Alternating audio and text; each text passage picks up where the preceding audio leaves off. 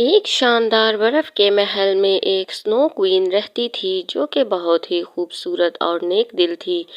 اس محل کے ساتھ ہی ایک چھوٹا سا گاؤں تھا جہاں لوگ برف سے ڈھکے محل اور اس کی ملکہ کی کہانیاں سناتے تھے۔ اسی گاؤں میں ایک چھوٹی سی لڑکی تھی جس کا نام ایمن تھا، جو برف کے محل جانے اور برف کی ملکہ سے ملنے کا خواب دیکھتی تھی۔ ایک دن ایمن نے برف کے محل جانے کا فیصلہ کر لیا۔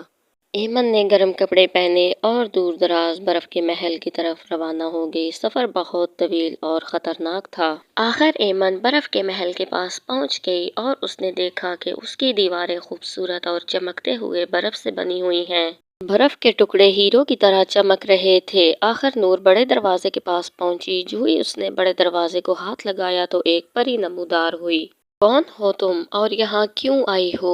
ایمن نے کہا کہ میں برف کی ملکہ سے ملنے آئی ہوں۔ پری نے کہا اس کے لیے تمہیں ایک پھول لانا ہوگا، تبھی یہ دروازہ کھل سکتا ہے، اور وہ پھول تمہیں جنگل میں جھیل کے کنارے ملے گا۔ اور پھر پری نے ایمن کو ایک جادوئی ستارہ دیا اور کہا یہ تمہاری مدد کر سکتا ہے۔ ایمن نے جنگل میں جانے کا فیصلہ کیا اور پھر چلتے چلتے وہ ایک جھیل کے کنارے پہنچ گئی اور وہاں پر اس نے وہ پھول تلاش کیا۔ جو ہی ایمن نے پھول کو ہاتھ لگایا تو بہت سارے مگرمچھوں نے اس پر حملہ کر دیا، لیکن ایمن نے بہادری سے مگرمچھوں کا مقابلہ کرتے ہوئے آخرکار وہ پھول حاصل کر لیا۔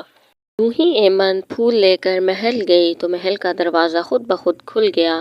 محل کے اندر ہر چیز برف کی بنی ہوئی تھی، فرنیچر سے لے کر نازک فانوس تک۔ اچانک برف کی ملکہ ظاہر ہوئی جو کہ کرسٹل کا تاج اور سفید لباس پہنے ہوئے تھی۔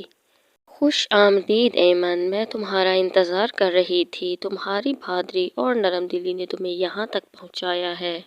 ایمن بہت ہی زیادہ حیران تھی۔ برف کی ملکہ نے اس سے بہت ہی دلکش برف کے مجسمے اور برف کے باغ دکھائے۔ جو ہی سورج غروب ہونے لگا تو سنہری روشنی محل پر پھیلنے لگی۔ برف کی ملکہ نے ایمن کو ایک جادوئی لاکٹ دیا جو کہ سنہری روشنی سے چمک رہا تھا اور کہا کہ یہ تمہاری ہر مشکل میں مدد کرے گا۔ ایمن نے برف کی ملکہ کا شکریہ ادا کیا اور واپس اپنے گاؤں کی طرف روانہ ہو گئی۔ امید ہے آپ کو سٹوری پسند آئی ہوگی۔ مزید ایسی اچھی ویڈیو دیکھنے کے لیے ہمارے چینل ایس جی انفو کو لائک اور سبسکرائب کریں۔ شکریہ۔